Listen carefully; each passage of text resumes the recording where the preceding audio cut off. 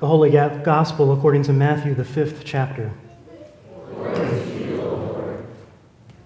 Jesus said, "You are the salt of the earth. But if salt has lost its taste, how can its saltiness be restored? It is no longer good for anything, but is thrown out and trampled underfoot. You are the light of the world. A city built on a hill cannot be hid. No one, after lighting a lamp, puts it under the bushel basket, but on the lampstand, and it gives light to all in the house. In the same way, let your light shine before others, so that they may see your good works and give glory to your Father in heaven. Do not think that I have come to abolish the law or the prophets. I have come not to abolish, but to fulfill.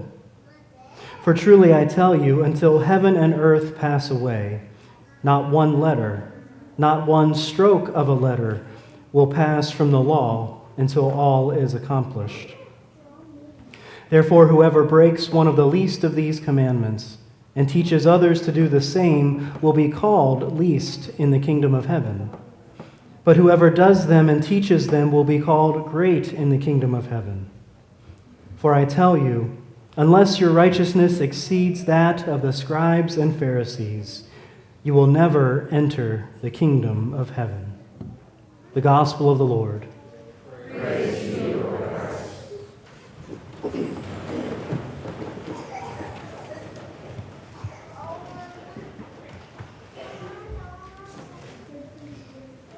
So if you were one of the ones who were here with us in worship last weekend, I might owe you an apology. We began hearing last weekend about Jesus preaching his Sermon on the Mount and specifically his Beatitudes. And instead of getting invited into this incredible new reality that Jesus was preaching about and describing to his listeners, I instead got distracted by the word blessed that he used over and over, and instead went down my rabbit hole about how often we use that word. And then there was a whole Groundhog's Day thing too, but it was kind of a spectacle, I think. But that's the trap we sometimes fall into, isn't it? Jesus can show us over and over what God is doing in the world. Jesus can show us this new reality that will shape our lives and shape this whole kingdom. He will show us that we no longer have to carry the weight of our burdens because of who God is, because of who we are, and because of what God has done. And over, we hear those things and then still walk away from hearing those incredible claims, and all we can think is, well, that's great, but Jesus, that word you used really bugged me. I think you could have said it a better way. I could help you say it better next time if you'd like. And by the way, you won't believe what they're saying about a groundhog these days. But, we get into these places where we miss what God has done. I know I often do. So again, I apologize for kind of missing the point last week. But I thought since we were continuing to hear Jesus' Sermon on the Mount today, I could take a step back and return to some of those Beatitudes that we heard, because they do lead us into what we hear today with Jesus telling us about this new thing that God is doing and who we are because of it. That's what the Sermon on the Mount is pointing us towards. And so I think it would help maybe if we just look at where we are in Matthew's Gospel. What have we seen? We've seen that Jesus is born, Jesus was baptized, Jesus is taken into the wilderness. We'll get to that one when we get to Lent. And then as he begins his ministry, the gospel tells us that from that time, Jesus began to proclaim, "Repent, for the kingdom of heaven has come near." Hang on to that line, because from there, Jesus goes on to call his disciples. He begins his ministry tour of preaching and teaching and healing. People start following him from all over the place, so he goes up the mountain and he sits down and begins to teach them what we hear as the Sermon on the Mount. The beginning of this sermon that he gives us is setting us up to understand what this kingdom of heaven is, this kingdom he talks more and more about. So last week we heard the Beatitudes. Blessed are the poor in spirit, blessed are those who mourn, blessed are the meek, blessed are those who hunger and thirst for righteousness, blessed are the merciful, and on and on and on. I mean, we have to understand that this is unlike any reality that the hearers have ever known. This is unlike any world in which they've ever lived. But this new reality has become incarnate in their world and in ours. All because Jesus declared it to be so. Can you imagine a reality coming true among us simply by someone saying so? It feels hard to believe, but words do have that kind of power, and we see it happen around us. I was thinking of some examples. One would be about an umpire at a baseball game. When a pitch is thrown and that umpire declares it a strike, that pitch is a strike. Whether it lands in the strike zone or not, and let's face it, umpires are usually wrong anyway. Sorry. But whatever the umpire declares becomes reality for that game. What about a wedding? Once that officiant says, "I now declare you husband and wife," that marriage becomes a reality. Or what about a judge in a courtroom who declares a ruling of guilty or not guilty? When that happens, that reality comes into being for the defendant. Or how about when you might offer the words, "I forgive you"? When that happens, the reality of forgiveness becomes tangible.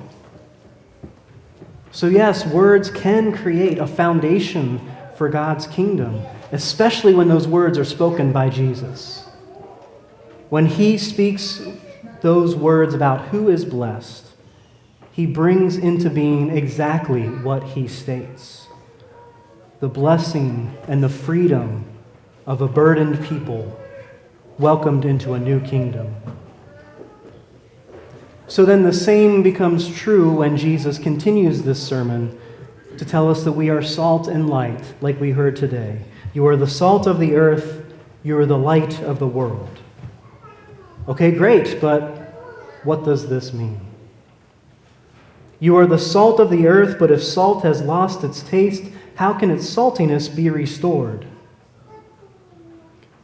So a quick Google search told me the other day that salt will never go bad. Never go bad. I saw it on the internet. It has to be true. As long as salt is on its own, as long as salt is pure. But once you add anything to it, like our table salt that has iodine added to it, or anti-caking agent, or if it sits around and has water absorbed from the atmosphere, once anything is added to it, then and only then does salt lose its ability to last and serve its purpose. So when Jesus declares to us that you are salt, he is telling us that we have this incredible ability to do many things, just like salt can. And as long as we aren't influenced by the things around us, because at that point, what's the point? We're worthless. We should be thrown out and trampled. He goes on to say, you are the light of the world. Now, it feels like the primary function of light is not for the light to be seen, but instead for the light to allow the things in the world to be seen for what they actually are. I mean, think about it. If you are the one holding the flashlight, you are not the one who's being seen. You're probably in the dark, but it's the things that you're shining the light on that are being seen. And that's what you want, right? It's when you're in the complete darkness, you don't care about the light that's coming out of the flashlight. You're more concerned about the things that the light is showing you, the things you could trip over, the things that go bump in the dark. So by being light, our role is to illuminate what is around us. And so we can just hide in the dark. Sounds great. Phew, finally a break. But then he says the next sentence, a city built on a hill cannot be hid. So we're not off the hook. We're not out of the dark. Even as we shine the light on what's around us, the light is shining back at us. Jesus has declared this, so it is so.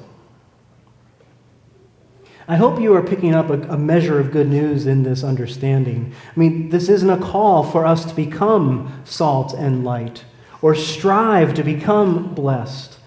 It's not a call for us to exert more energy and exertion in this life of faith. Jesus is saying we are those things as individuals and as a community. But what it is then a call for is for us to live into that reality and that understanding of who we are. Now that Jesus has hopefully made clear this new reality that's around us, the rest of our gospel lesson and the rest of the Sermon on the Mount, that goes on to give instructions for how to live in this kingdom. And we're going to hear more about that next week as the sermon goes on, as the gospel story continues. But then for today, as we think about who we are in this kingdom, I wonder what that means for us today. Because I don't know about you all, but I am weary and tired over the state of our society. This past week of politics especially has worn me down. It seems that one person is never right, one person is never wrong, the other side is always the enemy, and the two shall never, ever meet. But even more than that, what really has worn me out has been our response to all of this. I mean, part of me thinks I just need to spend way less time on social media, and I probably do need to spend less time. But I also realize that even if I do step away from social media, I'm still surrounded by the news and by advertising and by much of our conversations these days. I mean, I've been wondering, am I the only one worn out from all of this? Is there anyone else? Are you all worn out? Okay. Then stop it. Stop it. Can't we just say that? How can we live into this reality of being salt and light, being who we are as citizens of God's kingdom first and foremost, and still as citizens of this state and country and world in a way that reflects who God is? Well, you know as well as I do, this divisiveness is not going to stop anytime soon, because that's what sells products. That's what wins elections. That's what gets people on our side. You do know that it is people's full-time jobs to create this kind of content that's meant for us to just click away and share so that we can get everyone else all riled up and this one idea can come out on top.